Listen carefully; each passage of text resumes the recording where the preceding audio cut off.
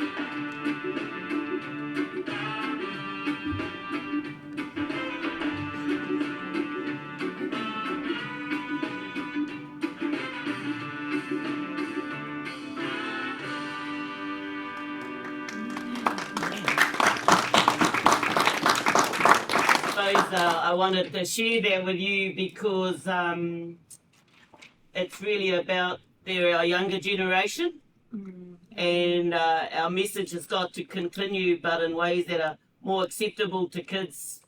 But even there has to be an education about what the song meant. So in that one we had Donna Aotearoa's son, tama, huata, playing, and yeah, so, and what I liked was the collaboration between Māori, Pacifica and Pākehā, putting together a really cool thing for rangatahi. And anyhow, just he no te mihi ki e tahi o aku hoa. I would say the NFIP movement is probably deep right around the country, but I think everybody's just, when I talk about Māori, are just involved in their own rangatiratanga kaupapa at home. And I just want, and I couldn't remember Joan McDonald. Joan. But there's many others that have passed away that were critical at the time. And yeah, so just talking about PNAC, we were a group that formed in Otara after a conference. Anyhow, next one. And this is a screen I borrowed from a Manawahine presentation. But and here's Eva Rickard's mokopuna at the back, which is lovely to have her here. She's a lecturer at Waikato University.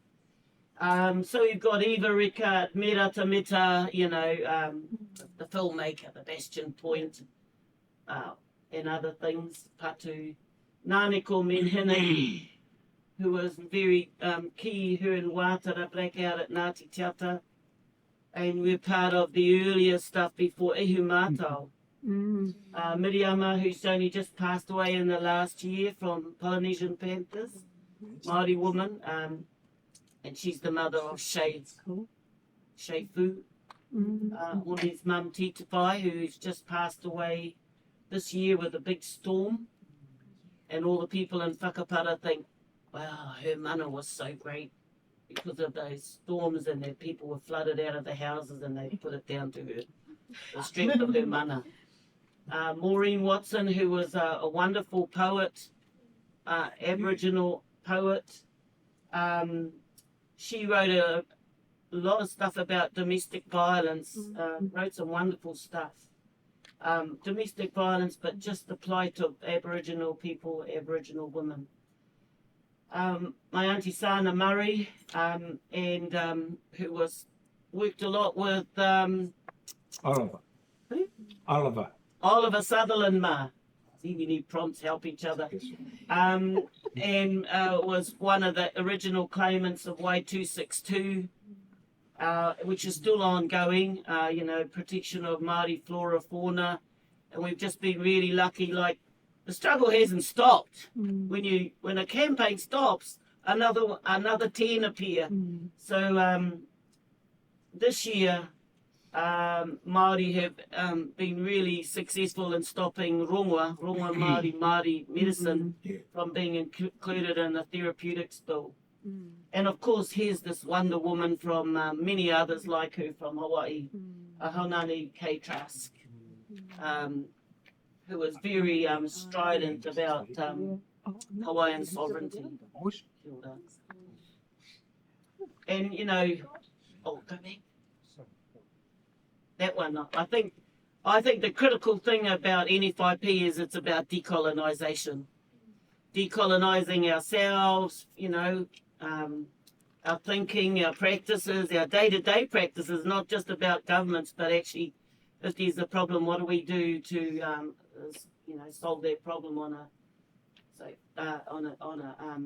a personal level? So for me, decolonisation is critical. I was thinking this morning, probably one of the last decolonisation things I personally have to do for myself, like it took me 7 years to get talk myself and be comfortable with having a moko kauai, is to be comfortable with my Polynesian hair. Everybody tells me it's messy, but I just get pissed off that we've got to straighten our hair, you know, de-kink it, do whatever. So we hide a bit of our Polynesianness. So that's a personal thing for me. Okay, next one.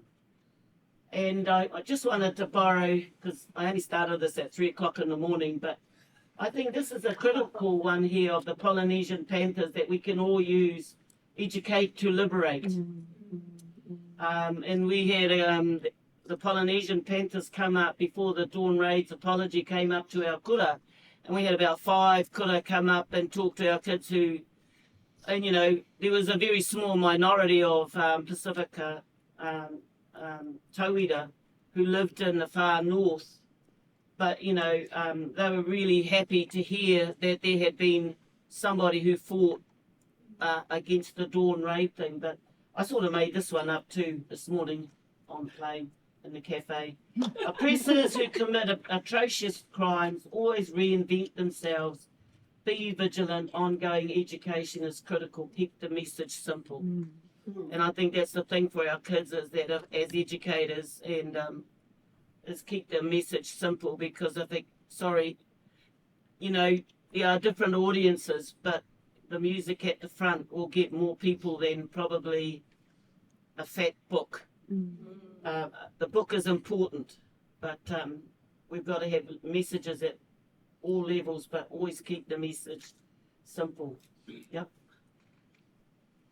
Oh, I found this kōrero I did in 1989 or 1990, which is an essay I wrote for Varsity.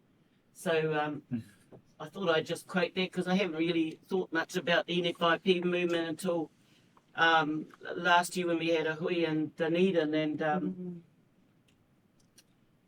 yeah. So anyhow.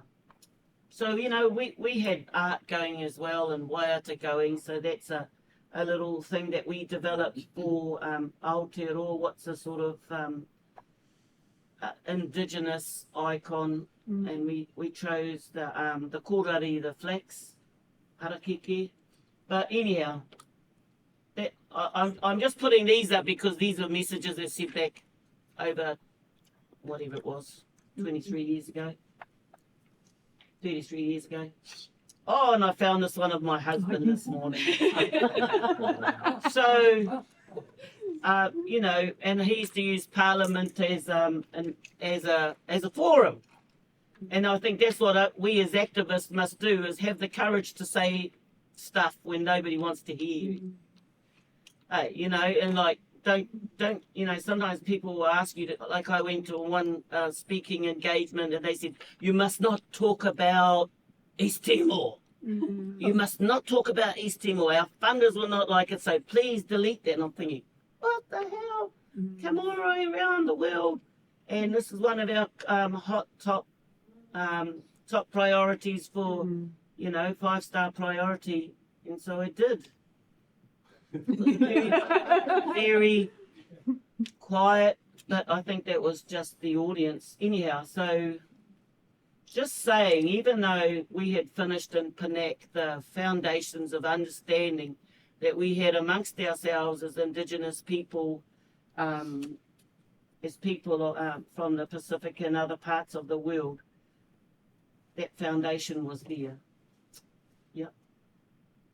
And so in his kōrero he talks about, you know, NFIP came about around the time of the Māori Land March.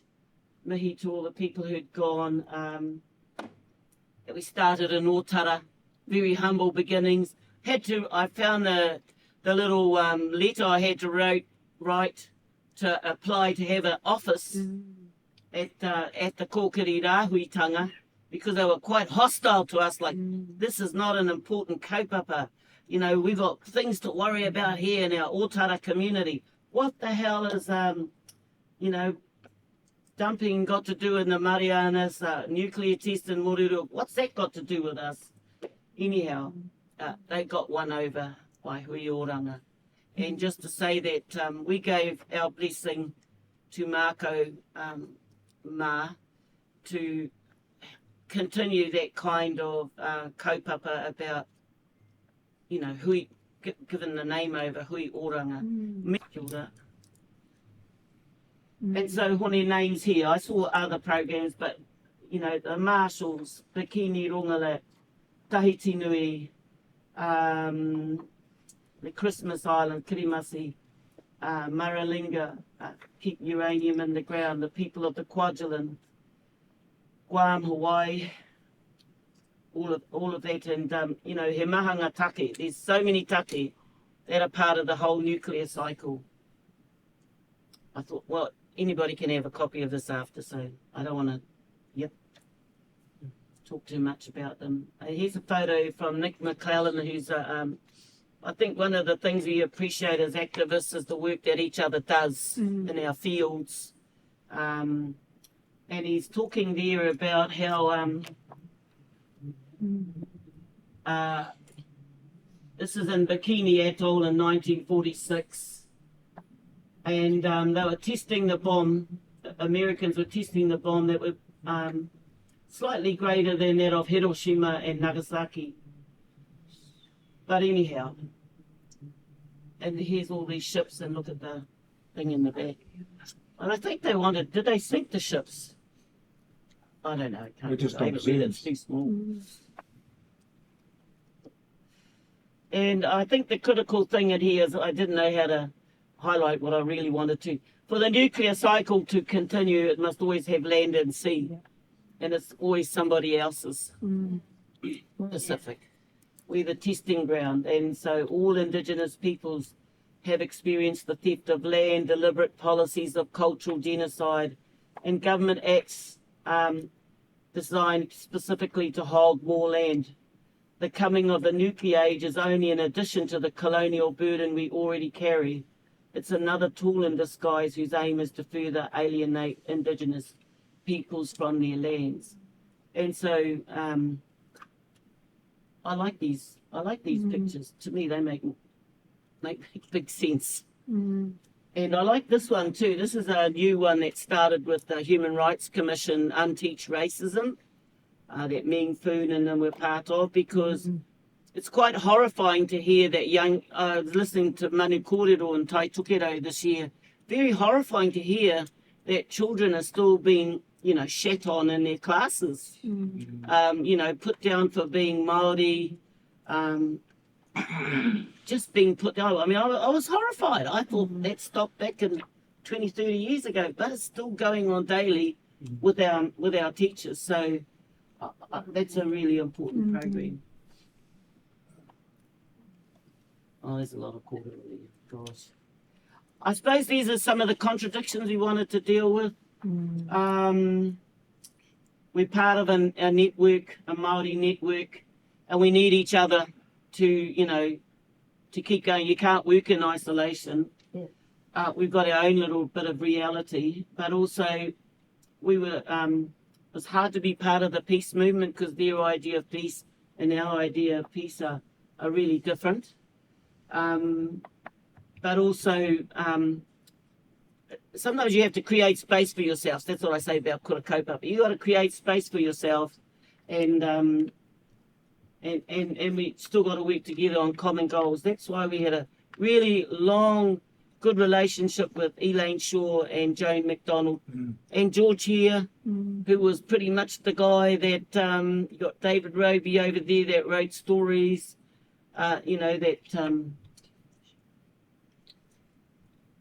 we kind of needed each other to advance different kaupapa.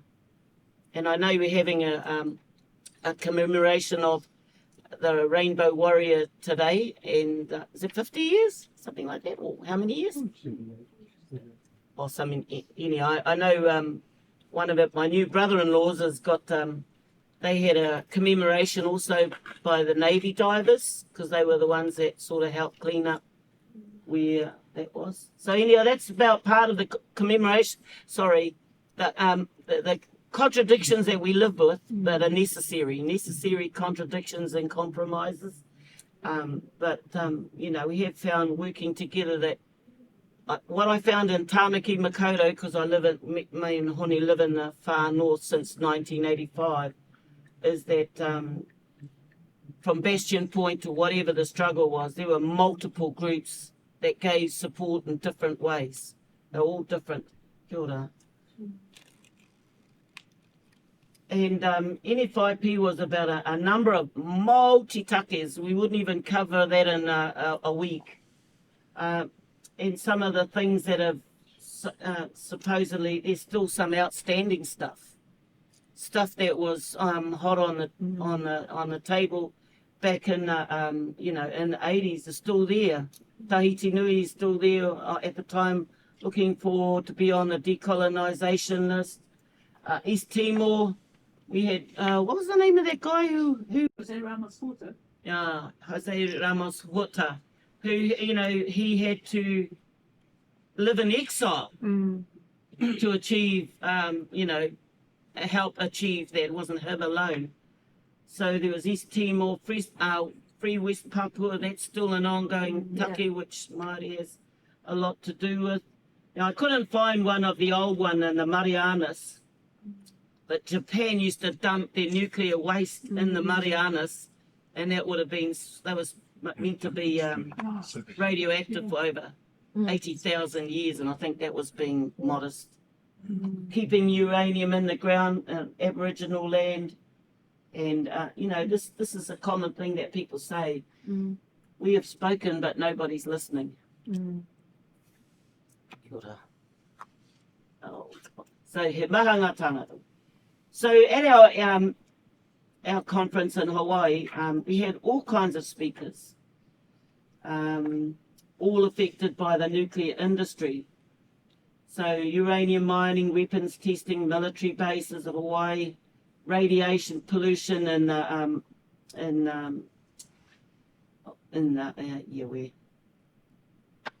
Bikini, waste disposal in the Marianas, uranium mining in Aboriginal land,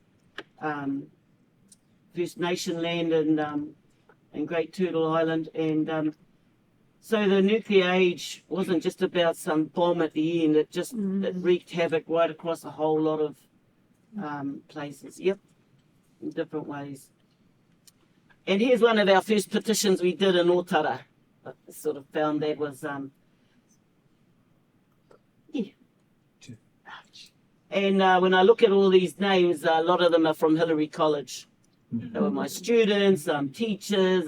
There's Ian Mitchell in there. And one of the people there, Mary Ann Beachgood, is now a teacher at Maikura with grandchildren. So, yeah. Okay.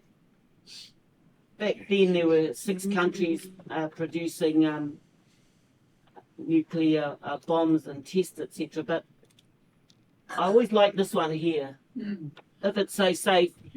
So recently I sat in a hearing as a councillor for Far North District Council on the Hokianga Harbour. And there were all these glossy reports produced by some of our staff to say that dumping shit in the Hokianga Harbour was safe. Over 30 years, there was no impact on the ecology, on the people, on the moana, blah, blah, blah, blah, blah, blah. And, you know, I talked about how that's how the French used to talk about the Tahitians. And they still talk about it. No problem, no health issues. And, you know, here's our council producing reports saying this, and all the local people, 99.9% are opposed to the dumping of shit. And then the quarter was, well, even if you oppose it, you know, we've got to still pay for it. And so they wanted to continue putting out shit over the next 30 years in 16 parts of our Taitokerau harbours because we're still paying off the old pipes. Or it's cheaper to just patch the old pipes and keep doing it because we don't want our rates to go up. But see, isn't that institutional thinking? Don't we have to think different? So it's interesting the arguments they use. And I quoted that this sounds so much like the French government.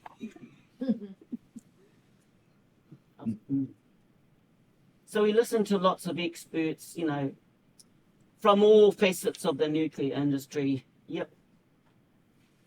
And when you look at those bombs, people get a bit carried away about the size of the bomb, the colour of the bomb, where the bomb was, you know, like, but is it really a bomb? Is it really a threat? Is it this? Is it that? Is it this? Is it that? But you know, you don't need me telling you it's stupid. It's anti-people. It's anti-everything. So sometimes people get a little bit technical and get caught up in stuff like that, but actually it's kino. Yeah, sorry. I get carried away. Anyhow, that's a long kōrero. I don't even want to read that one. But I've been thinking about this a lot. That's not really a picture of a, that to me is, I hate kaikuia grass because I'm always fighting it at my place. And what I really like to think is I could revegetate a natural, native trees, but you got to keep chopping that kaikuia grass out. And so people say, oh, it's not really that bad. I think, it is. You got to dig out the runners to save the natives.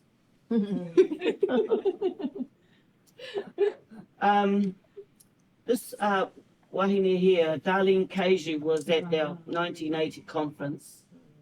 My island is contaminated. I have 3 tumours in me and I'm frightened. I don't know whether I should have children or not, because I don't know if I will have a child that is like a jellyfish baby. All I know is that I must travel the world and share our story of the bombs so that we can stop them before they get to you. And she passed away in 1996, a young woman, as a result of the radiation poison. And again, all that sort of stuff is hidden, covered, bribed.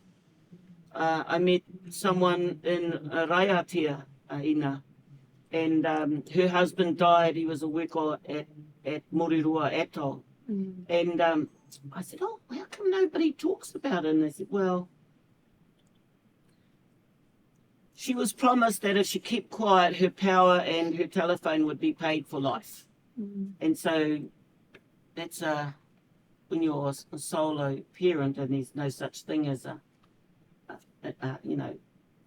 benefit or anything. So come back to Pacific people are guinea pigs. Because we're expendable, we're brown, we're just out there, not important.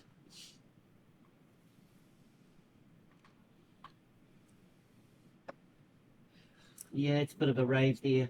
But I still like that one. If it's safe, dump it in Tokyo, test it in Paris, store it in Washington, but keep our Pacific nuclear free. And I think that pretty much was the whole concept that we were talking about. Well, why is it coming to the Pacific? Yep. So, this is something I put in Anzac Day. Oh, I had another one I never had time to put in, but, the nuclear thing is all about war, warmongering, preparing for war, of which nobody no one wins. And this is a photo of Ukrainian children who were moved out really early during the war. So I put this in our paper. Then I asked somebody if they would produce this for me, and they refused. It wasn't about stop the war, it was add whānau violence. What's war got to do with whānau violence? Anyhow, so the world's a sad place when children pay the price of war. Yep. And this is something that Nick McClellan did. The build-up of the nuclear era, and it hasn't stopped. We're always besieged with new threats that, scare the hell out of everybody. Next one. You can read that one. And I just want to say that for me personally, rangatiratanga is an action. It's not a distant goal. There's a kōrero he pai tawhiti kia tata, kia maua, kia tata. So for me, rangatiratanga is about, it's a current action. It's not a future thing. I think many of us think that it's a goal that we might achieve in 100 years, or actually decolonisation and rangatiratanga is something that's a daily basis. This year we celebrate our 30 years, and I can recall being involved in this kaupapa for over 30 years because you can't just criticise, you've got to be part of providing the solution. Anybody can criticise from the outside, and so 30 years later, I think we've had over maybe 2,000 kids who've come out who know they're ill and have gone to other parts of the country, the world, with great expertise, etc. Yep.